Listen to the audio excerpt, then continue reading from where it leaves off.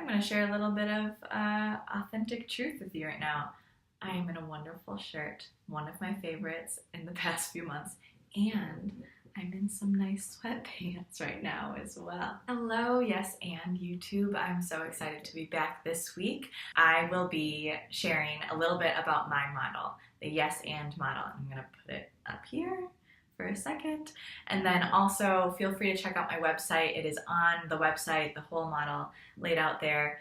And through the next 5 weeks, I'm just going to be walking through the model a little bit, explaining what it is so that you're a little bit more informed about Yes and the process that I use, as well as some of my background. In the field of evaluation, I learned about one tool that is called a logic model. Logic models are utilized by evaluators, by programs and organizations to outline their program or intended goals based upon resources, activities, and then short, medium, and long-term outcomes. Logic models are really useful in the evaluation field to create a shared language, to look at where data is needed to keep accountability for the program, and also just to focus everyone involved. After, when the evaluation is complete, it's useful to see, okay, did we do what was intended? Are we on the right track? How I have used the logic model, that tool in my business in Yes and, is by creating my own logic model. It's helped me outline my coaching process, what makes me unique, and to focus my sessions when I am coaching. And then also to keep in mind where I'm headed, where I hope to help clients get to, where I hope to get to with Yes and with myself. Granted, I'm a one-woman organization, so I didn't necessarily have to get everyone on the same page as me, but I got me on the same page as me. And it's also kind of transformed my coaching practice. It almost gets me more excited because it's like, oh, we're at this stage in the model, or we're at this stage in the process, or oh my gosh, this outcome is happening right now, like right here, I'm witnessing it. So it's been beneficial for me for many ways, and for you, I hope it's really beneficial so that you can see how I might be different than some other coaches, to see if I'm a good fit for you. Also, just to kind of get some expectations going of where you're at, why you might need or desire a coach. If you went into a coaching relationship, what you might expect in the process of it, so the activities, and then the outcomes where you're headed after the coaching relationship is complete. This week, I wanted to intro the logic model, and I also want to talk about triggers. So the first part of my logic model, in the upcoming weeks, we'll be walking through all the other stages of the model. So look forward to that. Today, let's focus on triggers. What a Yes and trigger is simply a cue to align. Something that tells you either I am out of alignment or I'm craving alignment. It's that first initial like that question mark, that little hint, the little knock on the door, the little whisper, or the really loud scream, holy camole, something needs to happen, something needs to shift. Notably, triggers are something that you as the client already possess. And I think this is really important for me to emphasize, especially if you've never worked with a coach before. As a coach, I don't claim to know what your most truthful alignment is. I don't claim to know what is best for you. I truly, truly believe that only you know that. And as your coach, I'm here just to help ask the right questions, to help reflect back what I'm hearing you say, maybe point out some blind spots that you may not be noticing or paying much attention to. And ultimately, it's not that I know more than you. I'm just here to help guide and support you in your own process. So along those lines, triggers are something you already come into the coaching relationship with. It's something that already you experience naturally day to day. And then through a coaching relationship, it's just more understanding about those triggers, deepening the understanding of those triggers, and then finding out how to best relate with those triggers. There are many different types of triggers, and in the Yes and model, I've laid out some of the most common triggers that I have personally experienced, as well as the common triggers I've witnessed in my clients, that my clients have experienced. And furthermore, this goes throughout the whole model, I interviewed and surveyed an array of people who inspired me and who I wanted to learn from about their experience in a coaching process and in the authentic alignment process for themselves. And these are some of the common triggers that they explored or they expressed throughout the interviews and the surveys. So that's how I came up with these buckets of triggers.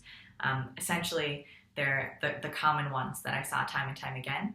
Doesn't mean they're the only ones, but they are useful to just kind of conceptualize what are some of the main triggers that are experienced. So let's go through each of the buckets, and I'll just explain a little bit about what I mean by each of the buckets.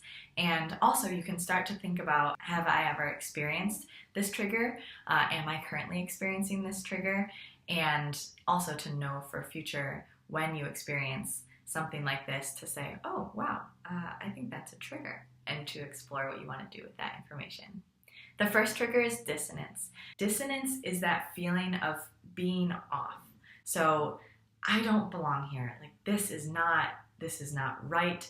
It's just that like, something's doesn't fit. It's like trying to get a puzzle piece into a space that does not work.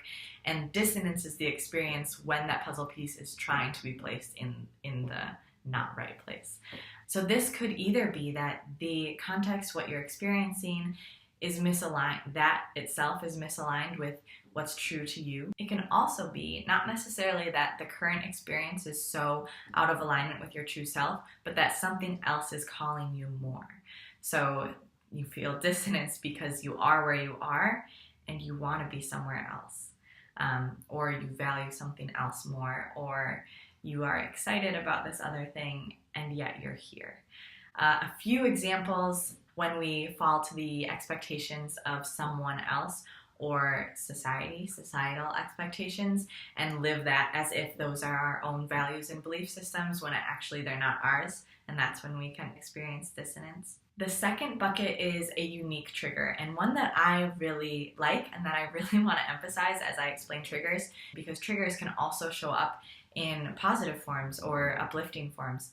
Curiosity can be a trigger, a cue to align, just in the sense that there's like there's something calling me over there. There's something shiny to look over and be curious about something else.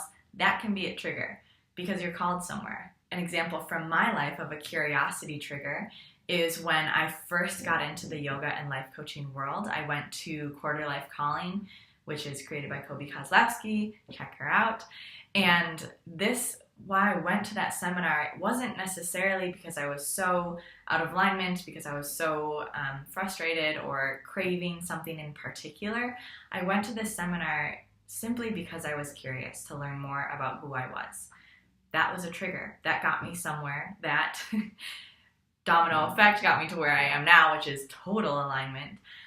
So it's an important trigger to realize because it maybe can be subtle, or because it's not necessarily fueled with negativity or like a super strong emotion, we might dismiss it. Confusion is the trigger where there's nothing that totally makes sense. You can't pinpoint exactly what's happening, exactly what's misaligned, exactly where you are in alignment or where you're out of alignment. It's just this overall feeling of what is happening?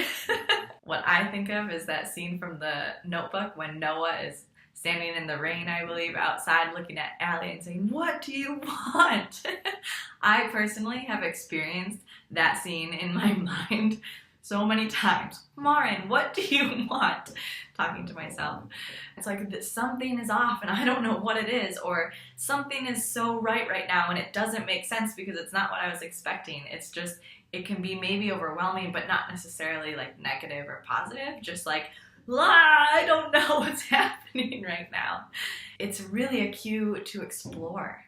I think it's like an immediate link to say, okay, let's look at what's happening. Let's start to kind of separate out what is going on so that we can look at these different things and kind of take down this overwhelming level of confusion, this overwhelming Noah and Allie scene. Like, stop the rain a little bit, maybe like have them sit down, pour a cup of tea, and look at the confusion, look at what's happening. The fourth bucket is illness. Illness is any lack of wellness. So although it includes physical illness, when you think of like the cold, the flu, or extreme things like cancer, those can be included in this bucket. And I also want to include lack of wellness, lack of well-being. So this can be stress. This can be a realization that you have put to the side something that you really enjoy, like a hobby that is part of your well-being, and not having that in your life. That can be illness. Noticing how that makes you feel, how that impacts your life. So I will share one illness trigger that I experienced recently, yesterday. I had a wonderful weekend in Madison, and it was spectacular, though I did not get very much sleep. So when I came back to the work week yesterday morning, sat down at my desk, I got zero work done. I got zero accomplished yesterday, and at the end of the day, I was reflecting about this, and it's because I didn't sleep. I didn't get much sleep, and so I went to bed at 7:30. That is not a joke. I went to bed at 7:30 in preparation for my day today, and here I am, feeling great. Everything's back aligned. But that experience, that trigger of illness of like, wow, I have done nothing. I don't have focus. I feel a little overwhelmed because I haven't done anything. That was an illness trigger in real life just yesterday. And the last trigger, maybe the coolest trigger, is gut feeling. It's this intuition. It's this pull from our center that is so innate and strong at times and really subtle at others. And something else about this gut feeling trigger that makes it really cool and also kind of mysterious, especially for a logistical, analytical thinker like myself, is that it can't always be explained. And sometimes I've been really frustrated with this in my own life when I feel a trigger and I'm like, I don't get why. Like, I need to know why I'm feeling this way or why I'm called to that before acting.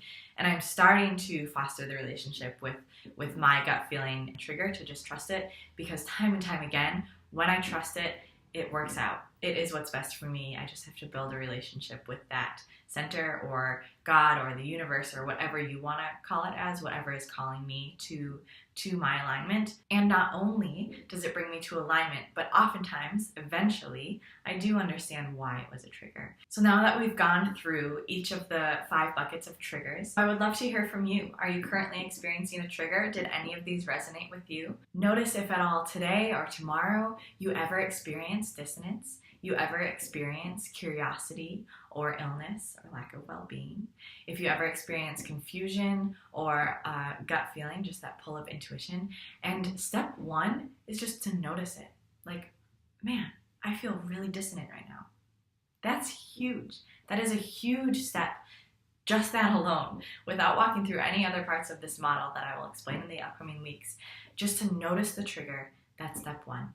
So I will leave you in suspense about what happens after we experience a trigger. That information is coming in the next few videos. As I said before, I'm going to walk through each part of my logic model in the upcoming weeks. I look forward to exploring this with you throughout the week, and I look forward to being back here every single Tuesday on YouTube. See you soon. Bye.